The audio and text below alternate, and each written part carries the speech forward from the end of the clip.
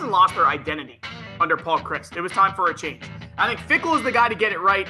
I got Wisconsin right here at number 25. They're going to be much more competitive this year. This is where I had Iowa. It was tough for me because I feel like I rate Iowa pretty high every single year. Will Texas just have another 8-win season? Maybe. But I do expect them to get a big win or two. I wanted to bring Texas a lot higher than where I had them ranked. I wanted to bring them like around 14. Texas lost. Every game they lost was by less than a touchdown. All right, we are off and running on a too early top 25 edition of What's the Spread. Welcome in. Miles on Sports here, Mr. Brad Thomas. It is that time of year. A little later than we normally do this, but The calendar has turned to March. Spring training is underway. We got the World Baseball Classic. We got golf. We got March Madness coming up. But college football is right around the corner. Spring practice is right around the corner. Can't wait to get into this with you 25 through 11 today. This is going to be fun. What's crazy is, I don't know if you did this intentionally, but we have the NFL draft combine taking place too. And so it's like kind of like, you know, when I watch these guys go through the combine, I always think about what these college football teams miss or what they're losing, what they have to replace, because there's guys that we, don't really talk about that often during the college football season. And then you see them show it at the combine and you're like, wow, they actually kind of were a really big piece to the puzzle. So I'm excited to go through this. This year probably felt like the hardest year that we've done this. That could be a little bit because of the transfer portal, a little bit more parity. Like, I feel like this year we had a lot of teams who had 5 and 6 losses just bundled up in that 11 through 19 range. Yeah, a lot of additions, a lot of departures. And for me, and I say this every year, but a lot of this is, yes, previous success and the previous year's success and going into this season will play a part in that. But I also like to think about this from a program and culture perspective. Who do I trust? Who do I trust going into 2023? Because like you said, there are a lot of question marks going into this season, especially with the top 5. Yeah. A lot of new quarterbacks we're going to see around the country, but it's who do you trust? Yep, I totally agree. Kick it off for us, Miles. All right, number 25. Now, I did have some honorable mentions here. I could have put Iowa in this spot with Cade McNamara coming in. I could have put UTSA in this spot with Frank Harris coming back. I also had my eye on Duke. I was pretty impressed with the way they ended last season. But my number 25 is going to be Wisconsin.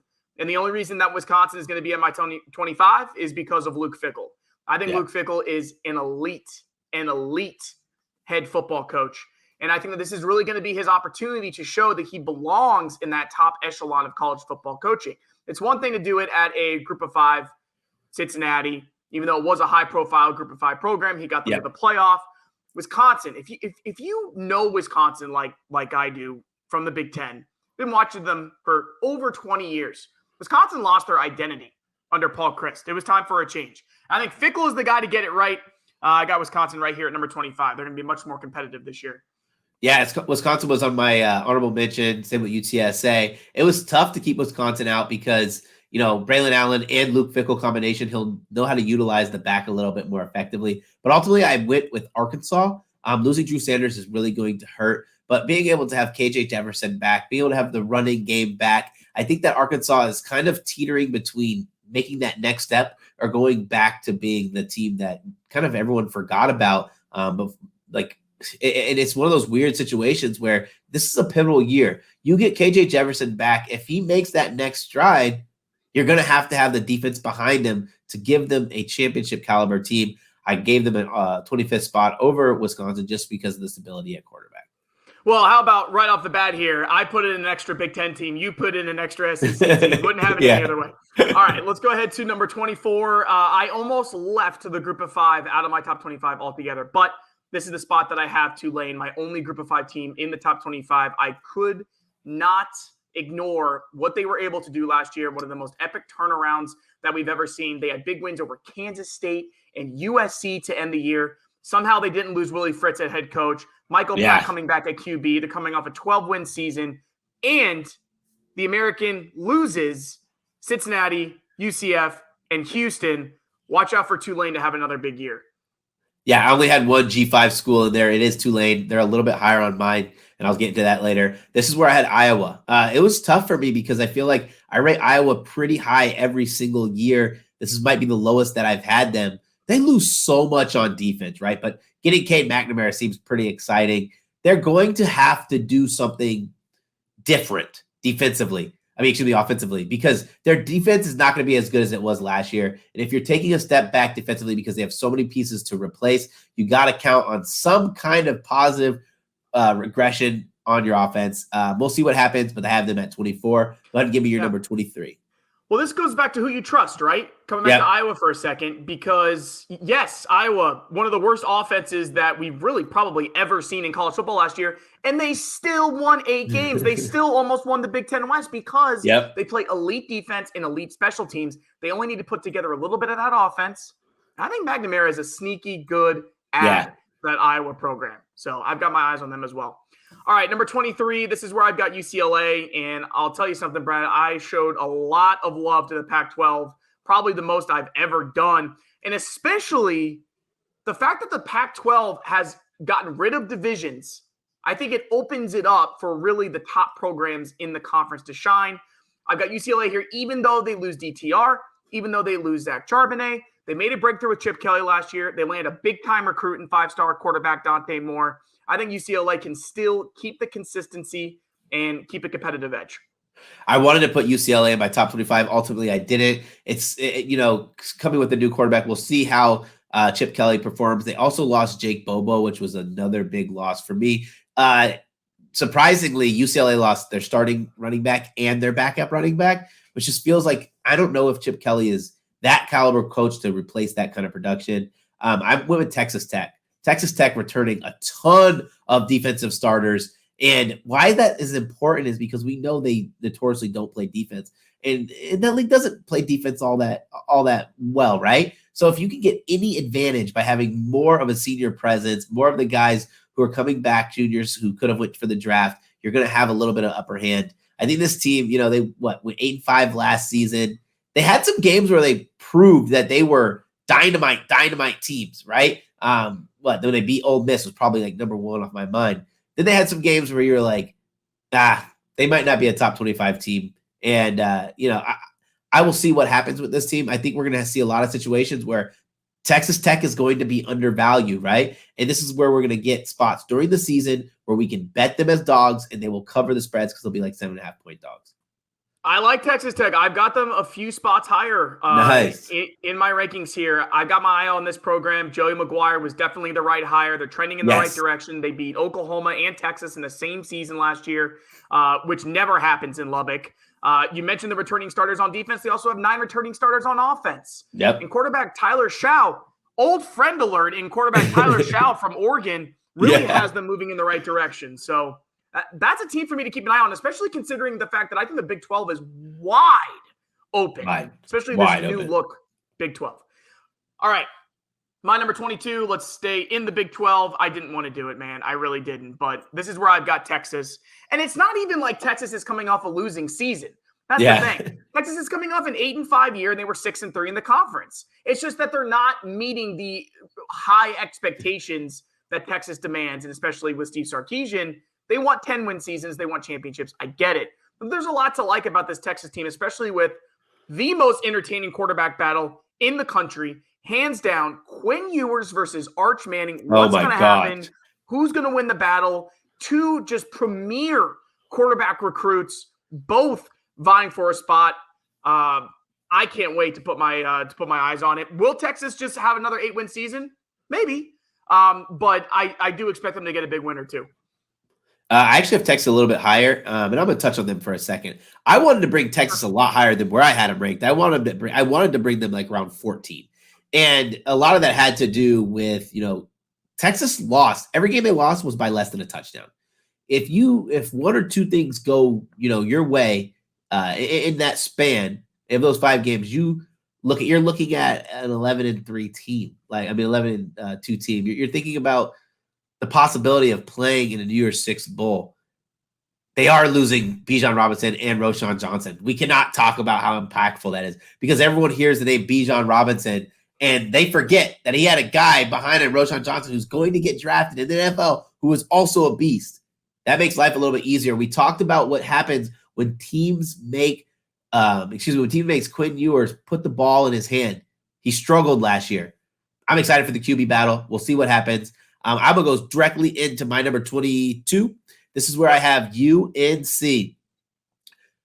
Year in and year out, I think we're just going to have the UNC hype train. I'm not buying it. Yeah. This is probably lower than most people would want to rate UNC. Heisman, hopeful. Drake May played great, but that defense played awful. He's also losing Josh Downs, which I thought was a big loss for them. We'll see what happens. You have a guy like Gene Chizik who hung his hat on how good he was defensively. But every time I wanted to watch or bet a UNC game, it was because I was taking an over. It wasn't because I thought that the Tar Heels were going to cover the spread or that they were going to shut a team down. No, it was because it was going to be a high-flying over game. I have them sitting there at 22. Yeah, I've got North Carolina on my list as well, a couple spots higher. And yes, the defense was awful last year. It can't get much worse this year, but they've got elite quarterback play. They've got a guy in Drake May who's probably going to be a top 5 pick in the NFL draft next year. There's a lot to be said for that. It can fix a lot of your problems in college football. I think we're going to see that again. North Carolina at 9-5 last year. I think that they could win 10 games just because of how talented Drake May is. Yep. All right, I'll go into my number 21. That's where I've got Ole Miss, who I feel like is very similar to Texas in that I seem to have them in my top 25 every year. But hear me out. Hot start last year. I know that it was an absolute train wreck down the stretch, but Ole Miss can score points, and Ole Miss can run the damn ball. This offense averaged 33.5 points per game last year. Somehow didn't lose Lane Kiffin to Auburn. He decides to stay in Ole Miss. I think that gives him a little bit of stability. Quinshon Judkins returning, who just had a monster year on the ground. Over 1,500 yards, 16 touchdowns. The defense has to improve. They got to get better quarterback play. But I think Ole Miss can still make some noise in the SEC.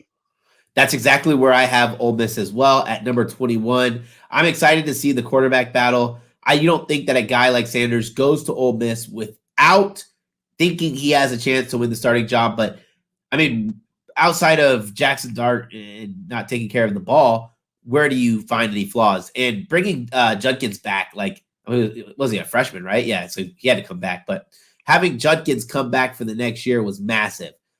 This dude is a beast. It also going to mask losing guys like Mingo. I'm going to miss betting Mingo over props because the books always set him at 50, which was way too low. But I feel like it's a fair place right here. I'm going to go straight into my number 20 pick. And this was a tough one for me because I didn't really know how to rate this team. And I think that I could have went lower, could have went higher. That's Kansas State. 10-4 last season. They played probably the best season that I've seen them play. And people want to talk about them losing Deuce Vaughn. I think Deuce Vaughn will be replaceable. People will talk about Adrian Martinez, but it wasn't Adrian Martinez who really excited me. It was Will Howard. And I remember when Will Howard took over the starting job when Martinez got hurt, I doubted him. And anytime a quarterback starts, starting for the first time in the season, I always go back and watch their film. But it was the things that, the small things that he did that made them a good team. Pick up key first down with his legs. Make the smart play. Don't force passes. It's not a quarterback doesn't have to make every pass on the field. So I thought he would, he could lead them to another maybe 9-5, 8-5 season. For my number 20, this is where I've got Texas Tech. Again, nice. Joe McGuire, like the direction they're going. But touching on Kansas State for a second, because I think Joe McGuire at Tech, Chris Kleiman at Kansas State, these are a couple of programs on the rise here. This Kansas State team has a great coach. They have a really good culture. And like you said, I like Will Howard. I've got these guys on my list as well, a few spots up. The defense, man, they play great defense, only giving up 21.9 points per game last year. That is a consistent approach on the defensive side of the ball for Chris Kleiman, and he brought that with him from the FCS. So I like what Kansas State is doing. They're coming off a 10-win season. Yes. Great season for Kansas State. All right, I'll go into my number 19 here. I didn't know whether to have this team completely unranked or whether to have them higher, and that is the Oregon State Beavers. Some more love from me from the Pac-12. Jonathan Smith and what he has done at Oregon State very quietly. Overall, this is one of the most improved programs in the country from where I've seen them growing up, from where they were just a couple of years ago, and absolutely out of nowhere, we've got a 10-win Oregon State team in a very competitive Pac-12 because they play great defense and they can run the football. What are they missing? Quarterback play. Don't sleep on DJ Uiagalelei, transferring from Clemson, fresh start. He's got the experience. Doesn't have to do too much. The lights are off of him. For the first time in his career, the lights are gone. The pressure is off. I think he can settle in, do his thing, and Oregon State's going to be a very dangerous team in that Pac-12.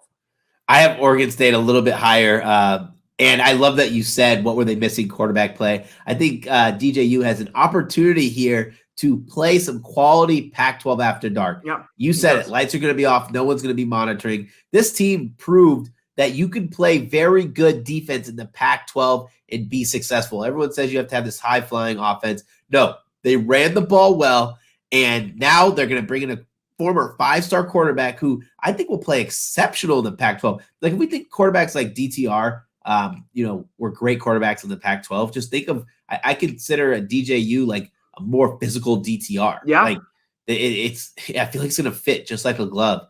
I'm going to go directly into my 19, and that's where I have Oklahoma. I could have unranked Oklahoma, but I just think in year 2 of Venables, they're going to be so much better defensively. Like, it's kind of when you think about teams that are just that god-awful defensively, they don't play tough. They're losing Eric Gray on offense. You just think there's so many issues, but Venables didn't have a chance to bring in his guys. He didn't have a chance to bring in the quality recruits that he wants. It might not click this year, maybe the year after, but it's going to click eventually if he's a good enough coach. And more importantly, Dylan Gabriel, man, even in that, but when I watch him play, like, he has about 75% of the game where he is a Heisman contending quarterback.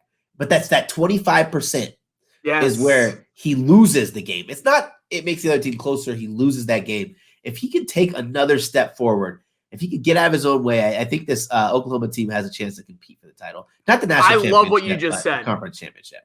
That was a great analysis of Dylan Gabriel, because I love me some DG. We've been watching him since he was at UCF, and he had the same problems at UCF. He would look great, exceptional for 75% of the game, and it doesn't matter where it was. Yeah. He could have been off in the first quarter. He could have been off in the fourth quarter. It's not like he couldn't finish or couldn't start games. It was different every single week with him, and he's got the talent. We know he can put it together. I had very high expectations for him at Oklahoma. I still think he's got it in him. I don't have Oklahoma on my top 25, but I hope I come to regret it. I hope that he has a big year, and because of the brand, you've always got to watch out for those guys. Yeah, it's crazy you say we put the guys on here that we trust. I was like, if I put Oklahoma on my rankings, I'm really putting them ahead of Kansas State, Ole Miss, UNC, Texas Tech. That just means I just have trust in the helmet, and we'll see what happens this season. Yeah, no problem with that. All right. My number 18, this is where I've got North Carolina. Got them probably a little bit higher than I wanted to, but they've at least been consistent enough to be a player in the ACC. I still think Clemson is the king of the ACC, but North Carolina with a 6-2 conference record last year. Like I said, they got Drake May coming back. They've got to figure out the defense. I don't think they will, by the way, which is why they're ranked so low, and which is why they're not a top 10 team, because they can't figure out that side of the ball. But they continue to score points. That's going to be enough for the ACC, and they could win 10 games this year. Yeah, this is where I have Tulane. I had Tulane here, and I have to give them their kudos. I think they have a chance to win the American year after year after year. Michael Pratt coming back. I don't want to talk on the same points as you. I was a little bummed. They're losing Deuce Watts, Tajay Spears, who was absolutely phenomenal. Defensively, they're losing a lot of talent, but I think in a weaker American conference, they have a chance to. I mean, if they go 7-1, 8-0 in conference, they're going to put up a great schedule. It's not like their non-conference schedules is very difficult. So yeah, give me Tulane in this position. I think we're going to see Tulane is going to turn into that next Cincinnati, where they're going to flirt with. I mean, as long as they keep Willie Fritz, right? As long as they keep Willie Fritz, they're going to flirt with that. Hey, are we going to be New Year's 6 team? Hey, are we going to be flirting with the college football playoff? Yeah, I'll tell you, man, it's interesting, and we'll talk more about this in our Big 12 episode next week, but with Cincinnati and UCF leaving the ranks of the Group of Five, it opens up a lot of opportunities for these other Group of Five programs to take, to rise up the ranks, to take over, to find their brand recognition, because Cincinnati, UCF, Houston, they're now among the ranks of the Power Five, so they're going to be held to a higher standard. Hope they're ready for it. Yeah. It's the big time, intense. Baby. It's going to be intense for sure. For my number 17, I think this may be a surprise. I've got South Carolina as my number 17 team in the country. I've got my eyes on them. And let me tell you something, Brett. I don't like to focus a lot on the way that a team ended a season. In particularly, a team that has been a recently mediocre program having a strong end to the season, because I don't think that necessarily carries over into the next. However, South Carolina has my attention. They caught my eye. It was a really strong end to their season. Spencer Rattler looked like the guy that he lost himself a little bit towards the end there at Oklahoma. He's regaining his form. Wins over Tennessee and Clemson to close out the year. Almost had another one against Notre Dame there at the end. I've got my eyes on these guys as a sleeper in the SEC East. Week 1 game, North Carolina, South Carolina. Hell of a matchup. I did not have South Carolina here, but I cannot fault you for having him in there. Spencer Rattler coming back. I didn't know what he was going to do. Transfer, go to the draft, which I thought would have been a terrible idea. But him coming back was enough for me to kind of be like, hats off. They played great. He's a quarterback who could put up 400 yards in a game by the blink of an eye. This is where I have Oregon State. We don't need to touch too much on them. So I can roll straight into Washington, who I have at number 15. I probably could have had Washington higher, but there were just times when I was watching Washington last season and their defense was just awful, right? Like they bring in DeBoer and I know their offense was going to be better, right? Michael Penix was amazing, and Michael Penix comes back for another season.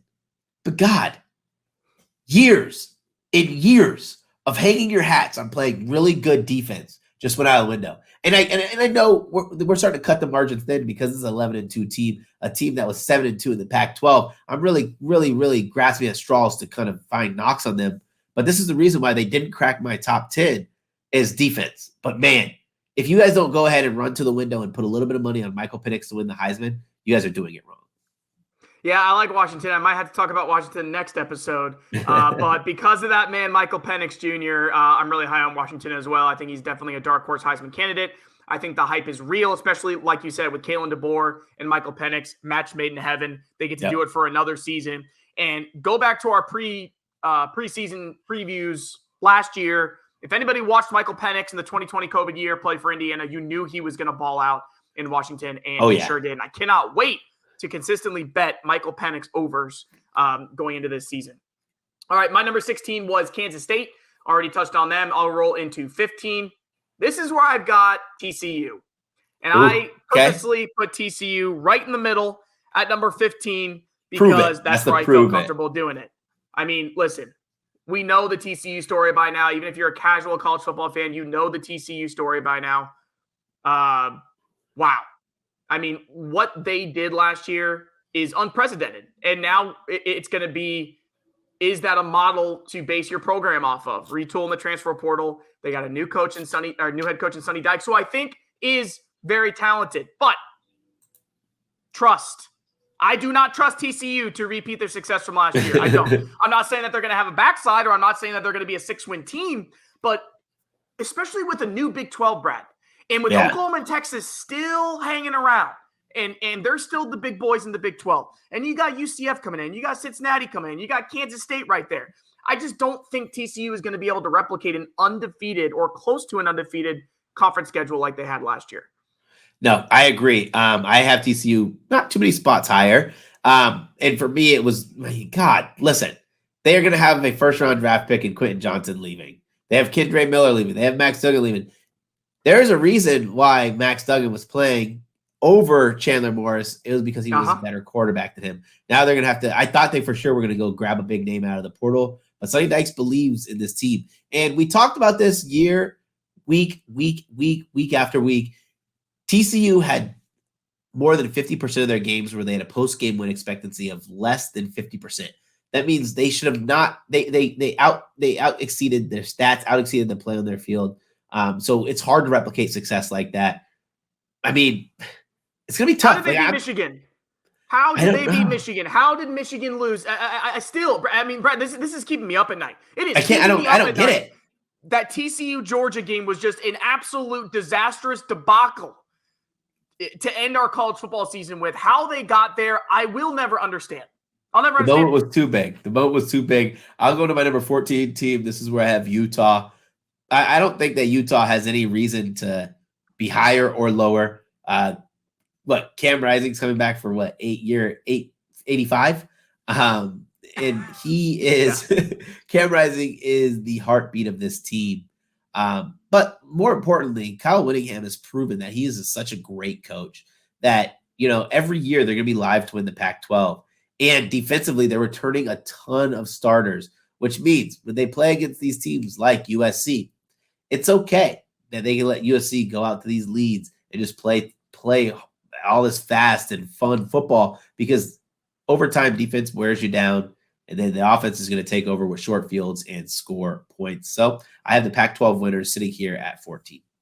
Yeah, I've got Utah pretty close too. And, we consistently put Utah in our preseason top 25s every year, and they prove us right every single year. Who do you trust? Utah. Exactly. Back-to-back Pac-12 championships. Even last year with Lincoln Riley coming into the league, with Caleb Williams winning the Heisman and USC being the flashy program. Who wins when it came down to it in the Pac-12 championship game? Utah. They own this conference right now. You cannot deny that. Whittingham is one of the best coaches in the country. Their formula is working, and they are tough to beat towards the end of the season.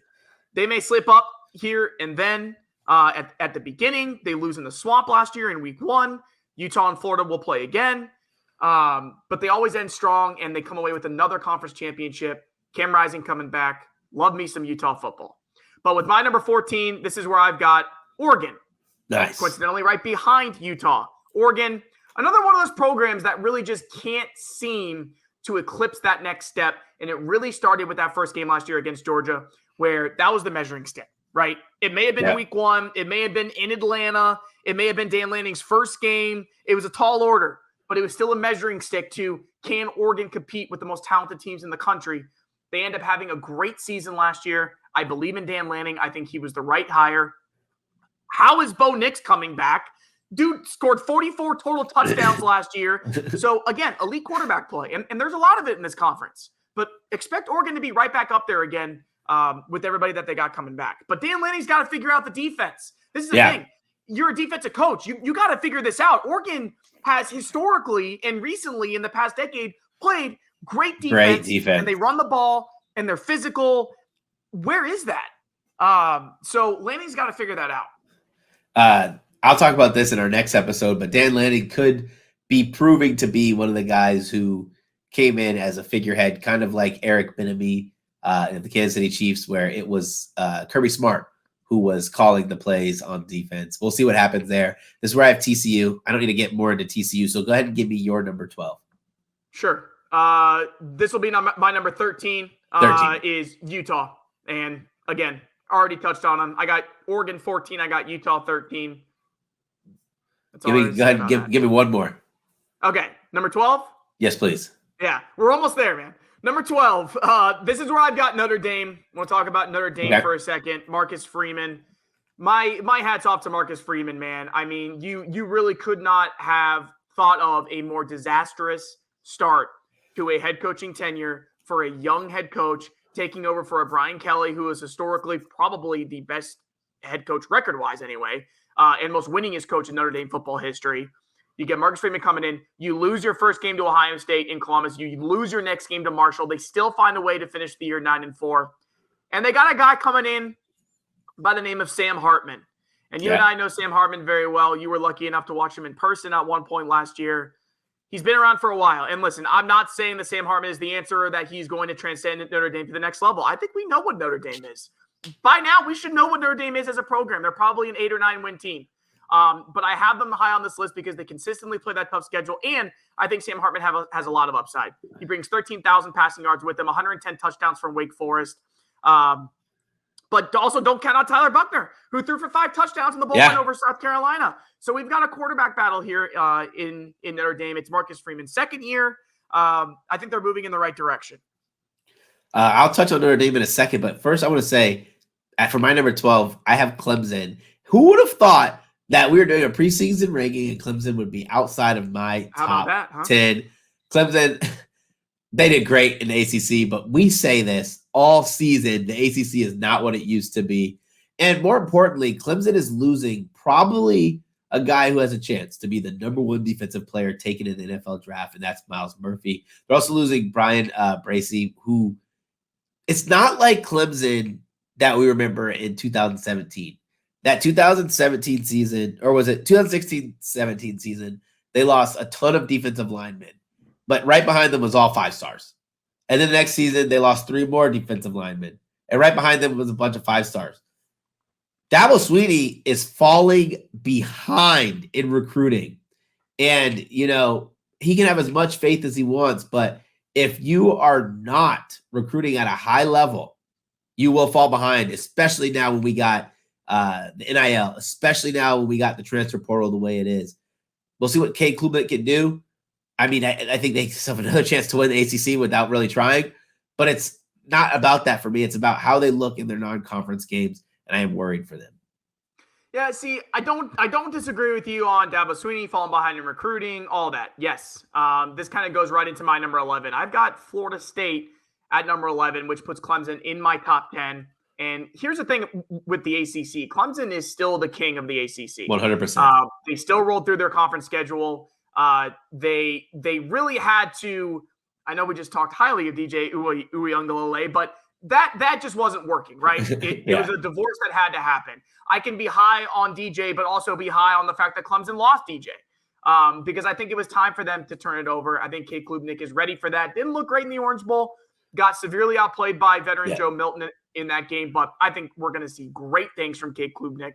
I think they're losing a little bit on defense, as you said, but Clemson's still the king, which leads me to Florida State. I'm not hopping on this Florida State train just yet. And I don't discount anybody who is, but I've seen Florida State ranked as high as in the top 5. I saw crazy. It's just let's pump the brakes a little bit on the Florida State hype train. They still lost to Clemson. They had a lot of bad losses early in the year, and they may have ended really strong. And I do think Florida State is going in the right direction. But this brings up another question from a program perspective. Mike Norvell, who I really like, and I was really high on coming from Memphis, he's working the transfer portal. And for some programs it works, for some it doesn't. Is it sustainable? That's what I don't know. They got Jordan Travis coming back. I really like that for them. Again, I think that when you see them on the field, they like playing for Mike Norvell. They're moving in the right direction.